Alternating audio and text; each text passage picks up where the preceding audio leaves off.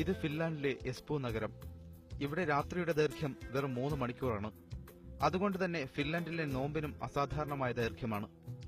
അർദ്ധരാത്രി 1 മണിയോടെ നോമ്പ് തുടങ്ങും. 21 മണിക്കൂറാണ് ഇവിടെ പകൽ. രാത്രിയായാലും പകൽ വെളിച്ചം മാറില്ല. മുറികളിൽ കൃത്രിമമായി ഇരുട്ടൊരുക്കിയാണ് ഫിൻലാൻഡുകാർ ഉറങ്ങുന്നത്. ജീവിതത്തിലുടനീളം പകൽ വെളിച്ചം ഇവരെ പിന്തുടരും. അതുതന്നെയാണ് ഇവിടുത്തെ റമദാന്റെ സവിശേഷതയും. കണ്ടാൽ തോന്നില്ലെങ്കിലും ഇപ്പോൾ ഏകദേശം 9:30 മണിയായിരിക്കുന്നു. നാട്ടിലെ ഉച്ചയ്ക്ക് ഒരു 3-3:30 മണിക്ക് സൂര്യൻ എങ്ങനെയാണോ അതേ ഒരു പ്രതീതിയാണ് ഇപ്പോൾ ഉള്ളത്. ഇനിയും നോമ്പ് തുറക്കാൻ 1.5 മണിക്കൂറിൽ മേലെയുണ്ട്.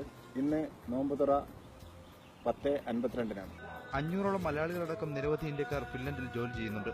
സ്വദേശികൾക്കൊപ്പം വിദേശികളും മസ്ജിദുകളിലെ ഇഫ്താറുകളിൽ സജീവമാണ്.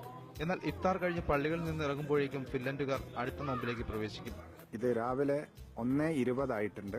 ഞങ്ങൾ നിസ്കാരം കഴിഞ്ഞ് ഇറങ്ങിയതേ ഉള്ളൂ. പുറത്ത് നല്ല വെളിച്ചമാണ്.